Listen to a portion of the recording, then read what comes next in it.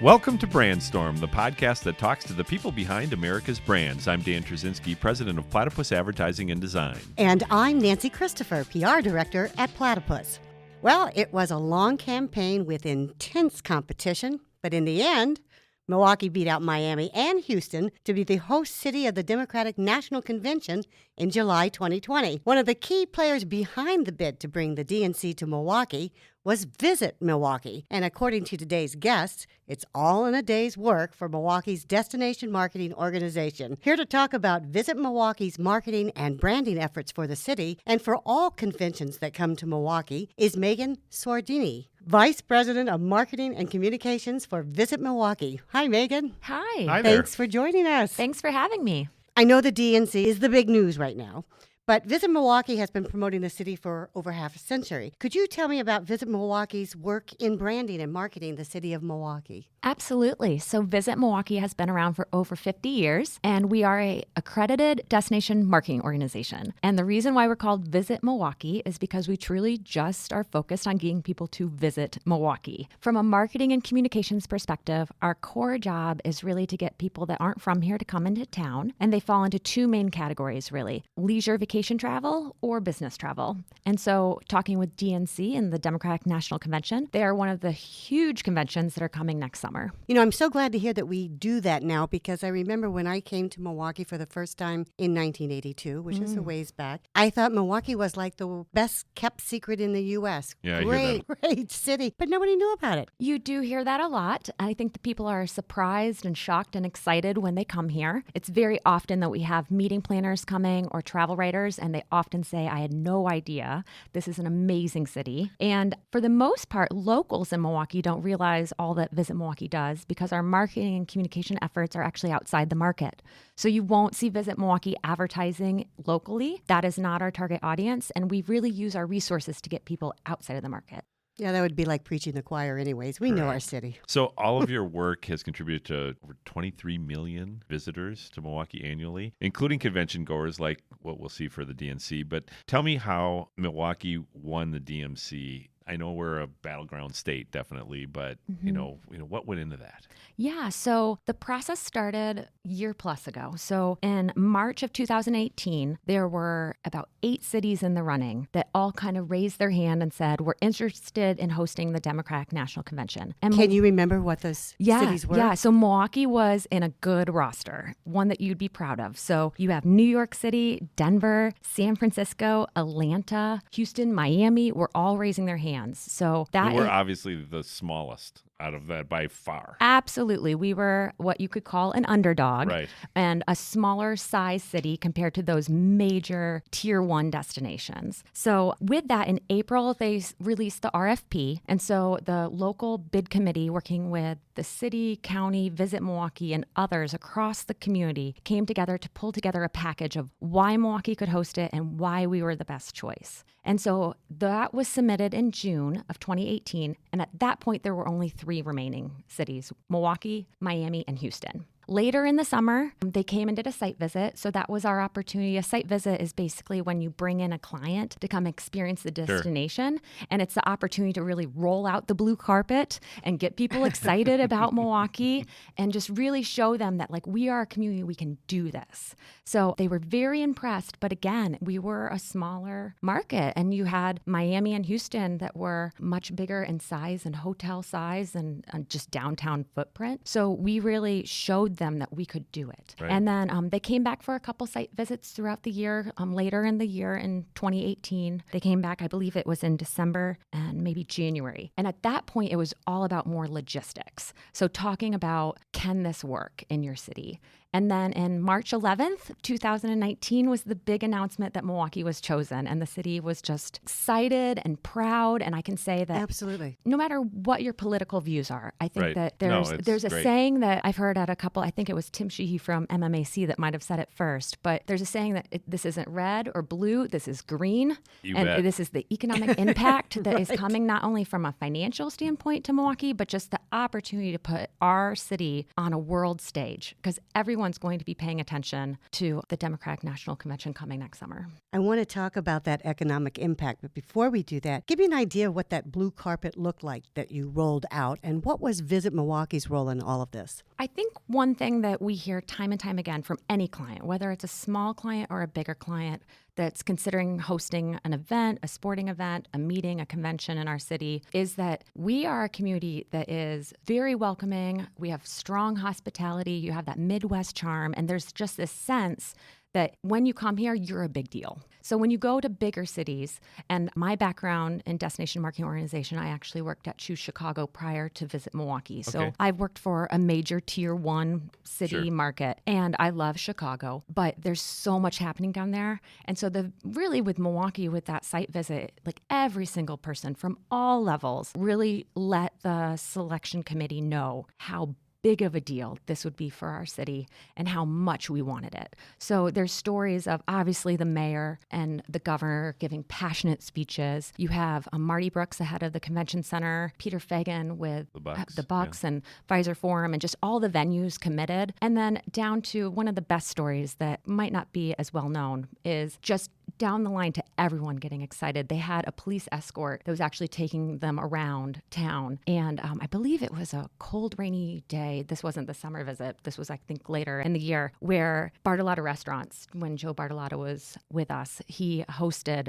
them at one of his restaurants to just kind of say, like, here's the hospitality and the restaurant scene of Milwaukee. And the police force was outside waiting for the next location they needed to escort the site visit to. And I think what really impressed them is that Bartolotta's actually gave meals to all of those police officers that were waiting. And it just showed the site selection committee, like, We thought of every detail. Yeah, that's awesome. we take care of everyone. Yeah. Like, everyone's a part of this. And just that attention to detail, I think, just really gets at just the good nature of our people and of our community. Is it Do you have what to they work call with- Gemütlichkeit? Yes, yeah. Do you have to work with other nearby cities from a standpoint of where is everybody going to stay? You know, when you look at the size of those other competing cities compared to us. Yes. So what I didn't get to in my long-winded answer to your question, sorry, was that the Visit Milwaukee's role was very focused on hotel rooms and just logistics of being able to house the capacity of the people that will be coming for And the DNC. media and Yes. unbelievable. So of the 50,000 people, there's 6,000 delegates. There's 15 to 20,000 credentialed media that are coming. There is over 1,500 events that are going to be taking place over those 4 days. Sponsors and big companies that are looking to pitch themselves and be involved and host events.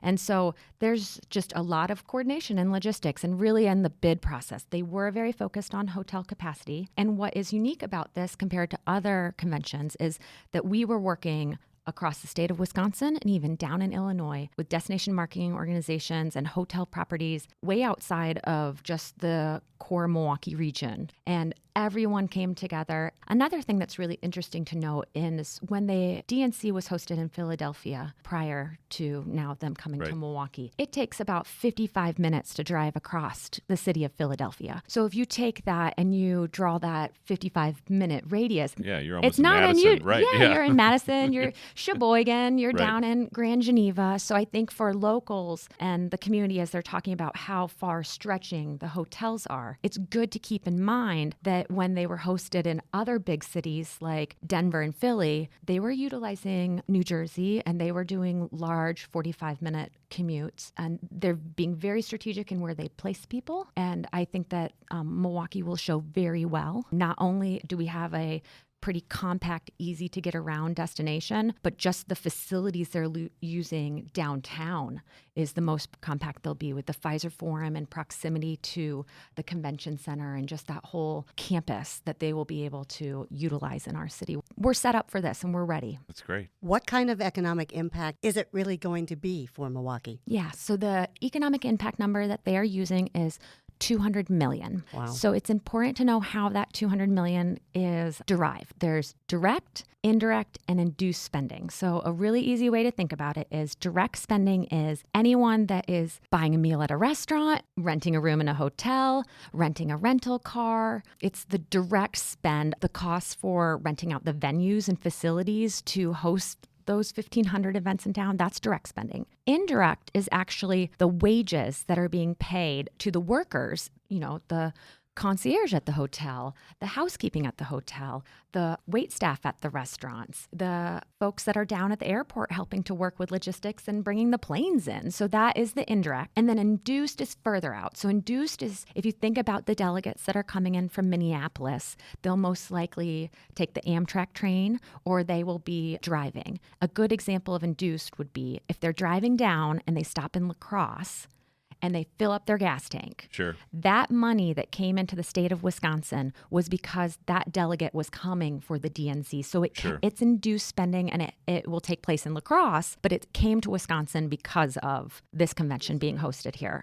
So of the direct spending, of the $200 million, based on Philadelphia, they're anticipating that the direct spending will be around $114 million, to give you an idea of what direct versus all these induced and indirect. And how does that compare to other conventions or big things that we've had going on in the city? Yeah, that's a great question. So the Harley-Davidson 115th, I believe, anniversary was estimated around $100 million compared to that $200 million. Oh, wow. The Ryder Cup that's coming, I believe the number that they're using is $135 million for the Ryder Cup, which is going to be huge. Literally the Super Bowl of golf. Yeah. Or maybe even you could say the Olympics because of the international angle of it. I mean, that is the mecca of golf events in the world. So you're excited, I'm sure. Yes. Oh, as am I. So yes. And then if you put it in perspective of Northwestern Mutual, which is a wonderful annual convention we host annually in downtown Milwaukee that we love to have in our city, I believe that the $200 million is about 16 times the economic impact of the Northwestern Mutual show. So this really is a big deal.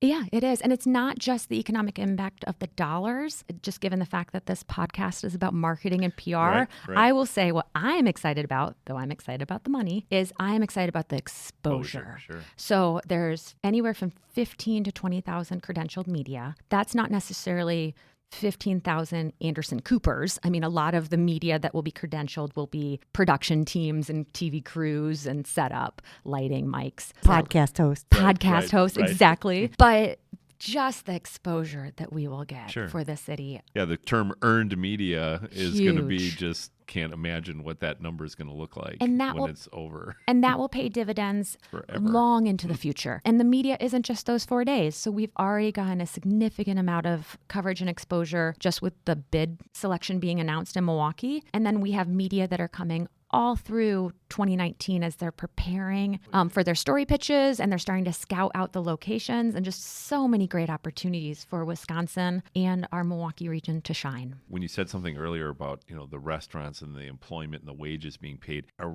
we going to have to literally almost import talent to get wait staff and different things like that for a shorter period of time to deal with all of this at this point? Because I can't even imagine the lines at restaurants and things like that are going to happen. Yeah, absolutely. The hospitality community they're aware of the lift that's coming. Right. I think that the Wisconsin Hotel Lodging Association and the Wisconsin Restaurant Association are meeting with their members. They're talking about staffing and workforce. I think, too, it's important to know it's not as much about standing in line to get into the restaurants as much as it is the events that will be held and the turnover of events. So you might have a restaurant that's used to being rented out for like one event that night, but this will be multiple turns of events that are taking place within that time period, as well as they're looking for unique offsite venues. So it's not just restaurants and hotels that are benefiting. It is going to be empty storefronts, art galleries, unique spaces, even companies that are able to rent out space and utilize their conference rooms or whatever for meetings and that type of thing. It'll be really exciting. This is happening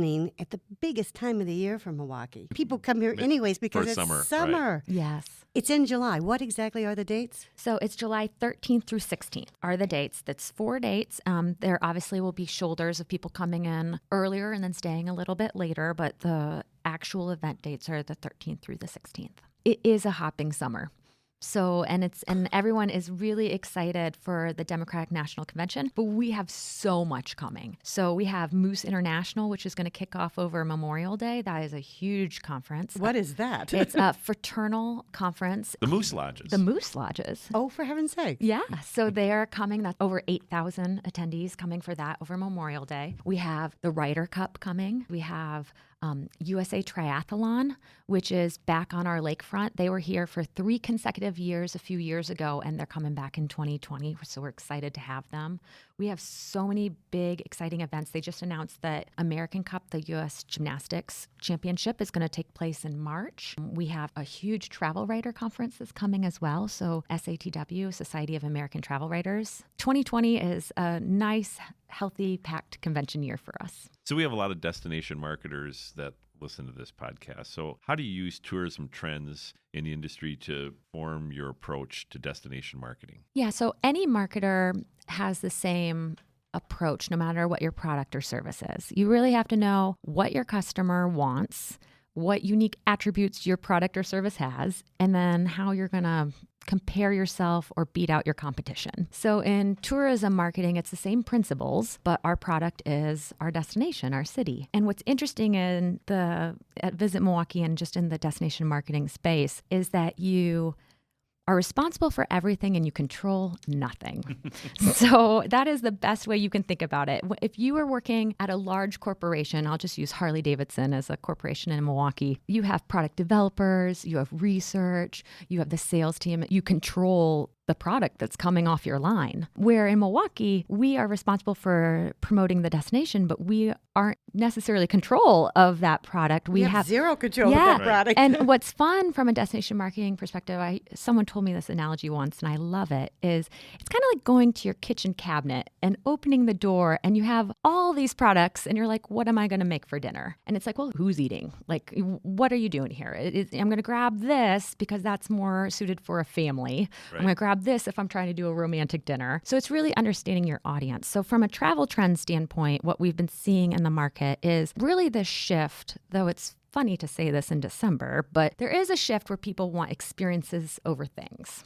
Right now, going into the holidays, maybe it's all about purchasing presents, but it's really about experiences and unique experiences. And you're seeing a travel trend where people want to discover a undiscovered space or place or experience, something that they could share and have a great story, share on social media, these little micro experiences. So what do you say is the Milwaukee brand? And what do you tell people? And what's your pitch? Yeah, who aren't familiar with the city. Yeah, so from our research, there's really 2 things that are intersecting when you think about the feedback we have on our city. It is a combination of just warm, friendly, welcoming, accessible.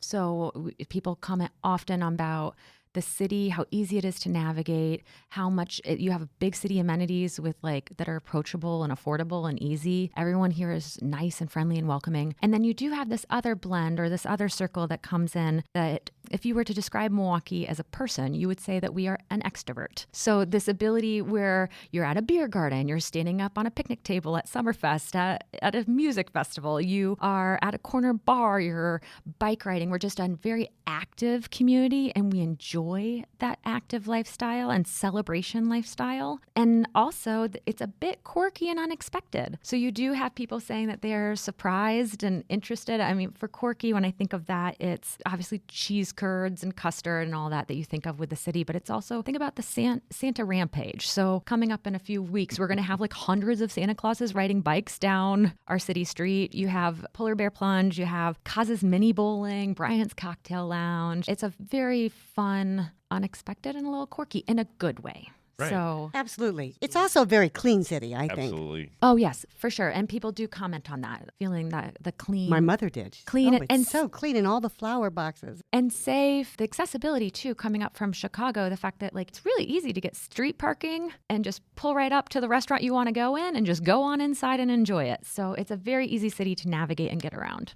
So with us being on the world stage for 4 big days next year, if you were going to coach someone about being interviewed, because there's going to be, how many media did you say again? 15 to 20,000. 1,000 media here. So they're going to be looking for stories. More than the delegates. Right. Yeah, 3 times the number of delegates is in media. So if somebody's going to be being interviewed about the city, we want to put our best foot forward. How would you coach them into talking about us? So I think my first response would be genuine. And be real and be heartfelt, because that comes across. That is who we are as people in Milwaukee. Sure. And authenticity. Yeah. It's hard to quickly get at describing Milwaukee, but some of the things I would say is I'd start off by saying Milwaukee's amazing. I would definitely say talk about our local pride and our people, but really that we're a city that's unexpected and surprising. We're set on the coast of Lake Michigan, that if you look out over Lake Michigan, it will literally look like an ocean. I get that all the time. Yeah, It's like an ocean. it is. And That's the first thing I said to my dad. I said, oh my goodness, it's an ocean out here. Yes. When I first came to town. And it people, really is. people don't expect that in the Midwest. You don't. And then definitely talk up our rivers as well. And not only that we have rivers that are running through our city, but that they're lively, that you have this active river walk. You've got kayakers and boaters and pontoon boats that you can rent and get out there, and you can dock right up and go into Lakefront Brewery or a restaurant downtown. So that ability to just get out on the water and experience it is part of the culture here. I would definitely encourage someone in an interview to talk up the culture and our unique neighborhoods and the history and the heritage of our neighborhoods and the different personalities of our city. I think that is very unique and wonderful. Talking up our lakefront and how active it is, the fact that you have the Summerfest grounds and we host the world's largest music festival on top of all the ethnic festivals and great excitement and fireworks all summer long, almost every weekend. Talking about the sports teams and the big city amenities that we have with the streetcar and the hop and the bubbler bikes and all that. But also people really love the architecture and the old world charm too. Yeah. So like, don't leave that out. The fact that we're a city that really repurposes our buildings and loves the Cream City brick. You have that in restaurants and coffee shops. I would definitely talk up the fact that we are really hyper local here. I think that is something that we're very proud of as locals. We support local business. There is endless local coffee roasters. There's endless beer breweries in town. There are endless locally owned, chef-owned restaurants. You don't get a lot of chain restaurants. Our hotels are very unique in nature. It's a city that I think really you can't find anywhere else in the world. It's not just a cookie-cutter city. And I think that that's the big thing that you need to get across in an interview, that this is special. If you haven't come here, you need to. Are you going to be pitching story angles to the media when they come here? Absolutely. So we're working right now. There's a lot of communication experts locally that are working together. And Visit Milwaukee in particular, we're pitching year-round the city through our PR efforts, but specifically through the DNC lens. We're working with the DNCC and the host committee's PR leads on different story angles. And I would say there's so many stories that can be told. And with this many media coming, they're going to grab at what they're interested in. But we're really putting together pitch stories and ideas that fall into key topics and buckets. So that would be technology, innovation, our education scene, our manufacturing scene, urban development, green initiatives, community groups or unique people in the community that are doing great work and great things, museums, arts, neighborhoods. We're lining up all these pitch ideas and stories so that when the media, if they come to Visit Milwaukee or if they come to the mayor's office or if they come to the DNCC or the host committee, that we have this just great combination of story ideas and recommendations, and we can get them to the right people in town that are the subject matter experts on those topics so that we get really great interviews. Are you going to have like a welcome packet of sorts that has these ideas in there that people can reach out to you and say, okay, I would like to do something on such and such? So we're working on that now and figuring out what the right solution is. There's a few opportunities coming up where we'll get to have media in town preparing. And so we're trying to figure out what will be valuable to them. So what takeaway could help them understand what's at the heart of Milwaukee. In PR, the pitches have to be sincere and unique and genuine for whatever audience that is. So it's not as much of putting out, here's the directory of all the things that you could talk about it, but it's really hearing what they're interested in and working with individual media journalists, writers on what story angles they're thinking and really helping to just be that resource of, oh, you're thinking of covering that? You know who you need to talk to? Or do you know what's another unique story about our city in that lens? And so really being able to have that one-on-one connection. Our PR team is extremely good. Their job is to be pitching the city year-round. So they're ready and able to support anyone that's looking for media assistance. So, Megan, I'm also wondering, not to put a wet blanket on anything, but we have an interesting political climate right now. Do you worry about clashes on the street, protests? How prepared are we for any trouble because of the political climate? Yeah, I have full confidence in the group that is preparing for hosting a convention of this size. They are seasoned experts. The head of security has done this for many years on other past conventions. My understanding is that they've been very pleased with the downtown city structure and how they're going to prepare for security. And I think that we are extremely confident in the city, the county, Secret Service, and the security team with the DNCC and the host committee and what they're doing to prepare. Are we booked already? If I'm now just learning about this and saying, you know what, I want to go to Milwaukee during the convention, can I find a place to stay yet? So there's an official company that is helping to coordinate the hotels with the host committee and the DNCC. They're on our website. You can link directly to find out information from them on hotel availability. For sure, all of the facilities in the area were part of the bid process. And it's going to be a combination of multiple layers. It's going to be hotel, lodging, Airbnb. That's what I was. That was my follow-up question. Is like people around the office talking about, I think I'm just going to leave for the weekend and rent my place out. Is that still a possibility? Or is that a good idea? Anytime you have a big event coming to town, that is the first thing that locals think. So when Ryder Cup comes, if you're near there, it's like, what could I rent my house out for? Right. Or if you were in Minneapolis when they hosted the Super Bowl, I'm sure. Right. All their locals were saying the same thing. We did a podcast earlier with Aaron Hills when the U.S. Open was here, because that's way out in the hinterlands outside of Milwaukee, and everybody thought they were going to cash in, and it wasn't the case. From Visit Milwaukee's perspective, I would say that we would encourage our locals to not rent their houses out and to be here. We need several volunteers to be helping pull the convention off. And there's a call out to get people involved to volunteer. And my preference would be have as many locals as possible sign up to be volunteers, because there's no better way for us to welcome the world than to have our locals standing there ready to greet them. Being able to talk from a personal standpoint of where they think they should go to get a bite to eat, or how easy it is to get on the on-ramp at 94 just around this corner. So having locals involved. Also, too, this is our opportunity to showcase the city, and we want to make sure that the city is lively and energetic and buzzing with energy. So like what we do not want is all our businesses to shut down and have their employees just take vacations. Though if you do take a vacation, I would like to do a shout out for the Milwaukee Airport and our friends down there. Fly local. Absolutely. So what kind of community support are you looking for still? Yeah, so volunteers is big. So I would say signing up to volunteer if you have the availability to do that, because they need about... And how do you do that? Is there a place to do that? Is there a website? Yeah, so on Milwaukee2020.com is the host committee's website. And then on visitmilwaukee.org/DNC. Either one of those websites will get you to the volunteer form. So I would highly recommend anyone that wants to get out and get involved and help welcome people to Milwaukee to volunteer. If you are a company locally and you have a venue or a service that could be provided during the DNC, they also on Milwaukee2020.com have information where you can sign up unique venue spaces that could be rented out, or if you provide services that you could have that as well. If you got a story idea, you're talking about all those different story angles, say like, hey, we've got a unique story to tell. Is there someone that they should contact in your organization? Yeah. So our PR team is collecting stories now. If you have a unique story angle, or there's something special that your business does that is changing your... Pertinent to this. Yeah, pertinent to this, but not pertinent to really just changing or impacting the world. So if you're doing something cool that is going to help influence Milwaukee or the world, or just you have a unique employee that's got this thing that they're doing, any story pitch that you feel, for sure, send it on over. Visit Milwaukee's PR team. And how do we connect with you for that? So on our website, visitmilwaukee.org, there's a PR department link, or just calling our front desk, they can get them in touch with the PR department.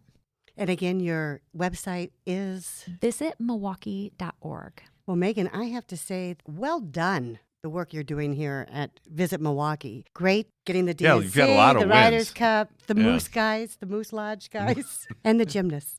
Yes, it's excellent great. Job. It's great. And our sales team is working well into the future. So we are the team that's looking to bring in conventions and sporting events and everything into town. And so I think we have about 500 events lined up between now and 2024, and we continue to pitch out into the future. Any hints you can give that we would really like to get this one? Oh gosh, any big show will do, or a small show, to be honest. So like any size convention, Milwaukee is really primed and ready to host them. So Well, this one's obviously going to put us in a league where there isn't anything that's too big, Yeah. or so when too we small at this point. Yeah, you asked me how we market Milwaukee. And so, like I said, we have a couple different lenses depending on the audience. But from the meeting and convention side and really supporting our sales team, marketing is the top of the funnel. So we're the ones that are trying to get people excited about the city. And then we drive them down to our sales team, which interacts one-on-one and closes the deal. So for us, when we're looking into next year, we have a lot to be proud about. So we are really planning on being boastful and having some swagger on the fact that 2020,